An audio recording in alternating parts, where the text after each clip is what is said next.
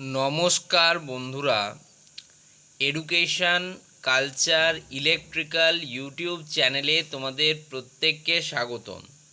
তো ডাব্লিউবিএসসিটির আমাদের যারা সেকেন্ড ইয়ার থার্ড সেমিস্টার স্টুডেন্টরা রয়েছো, তো তোমাদের জন্য অত্যন্ত গুরুত্বপূর্ণ একটা বিষয় হচ্ছে ইলেকট্রিক্যাল অ্যান্ড ইলেকট্রনিক্স মেজারমেন্ট।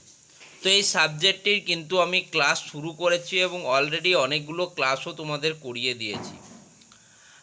আজকে আমরা আলোচনা করছি ইউনিট 1-এর আন্ডারে ফান্ডামেন্টালস অফ মেজারমেন্টের ইরর্স সেকশনটা নিয়ে।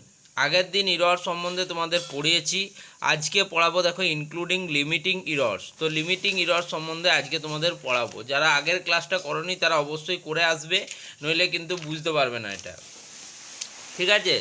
আগের দিন আমরা ইরর্স পড়িয়েছিলাম, আজকে আমরা পড়বো লিমিটিং ইরর্স। তো লিমিটিং ইরর্স জিনিসটা কি?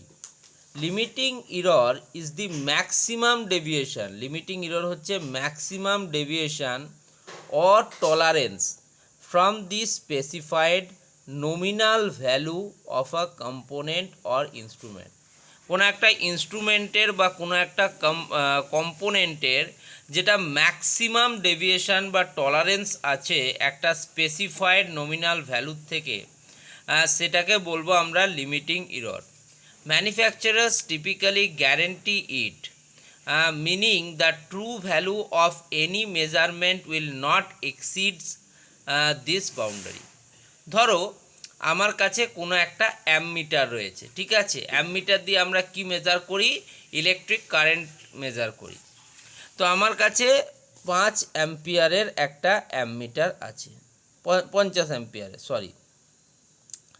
তো আমার যে অ্যামমিটারটা রয়েছে সেটা সর্বোচ্চ কিন্তু 50.2 অ্যাম্পিয়ার পর্যন্ত আমাকে কিন্তু মানে ইরর দেখাতে পারে। মানে 50 অ্যাম্পিয়ার আছে, 50.2 মানে 0.2 অ্যাম্পিয়ার কিন্তু আমার যেটা ইরর হতে পারে। এটা আমাকে ম্যানুফ্যাকচারার বলেছে যে এতটাই কিন্তু ম্যাক্সিমাম যে ডেভিয়েশন বা টলারেন্স কিন্তু হবে, এর বাইরে হবে না, ঠিক আছে?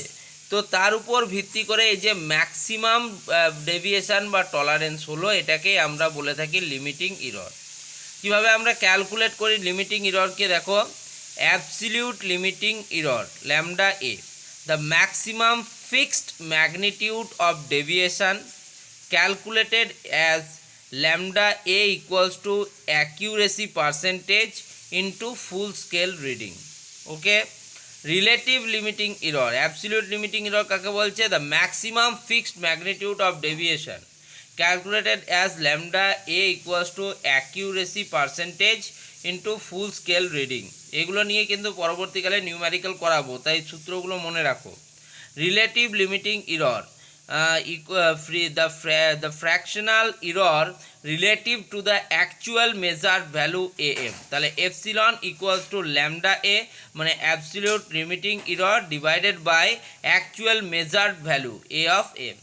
তো এই যে রিলেটিভ ইরর রয়েছে সেটাকে আমরা কিভাবে কম করতে পারি? এই যে রিলেটিভ আমাদের লিমিটিং ইরর রয়েছে সেটাকে আমরা কিভাবে কম করতে পারি? অ্যাবসলিউটকে তো আমরা কম করতে পারবো না, রিলেটিভকে আমরা কম করতে পারবো। তো সেক্ষেত্রে দেখো, 1 নম্বর হচ্ছে চুজ দ্য রাইট রেঞ্জ।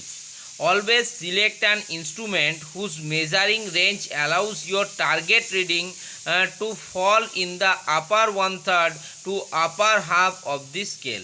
বুঝতে পারলে? এটা হচ্ছে প্রথম কন্ডিশন। দ্বিতীয় কন্ডিশন, কখন আমরা লিমিটিং ইররকে মিনিমাইজ করতে পারবো? Combine errors carefully. When multiple quantities with individual limiting errors are mathematically combined, summed on differenced, their relative errors are added together to find the total measurement uncertainty.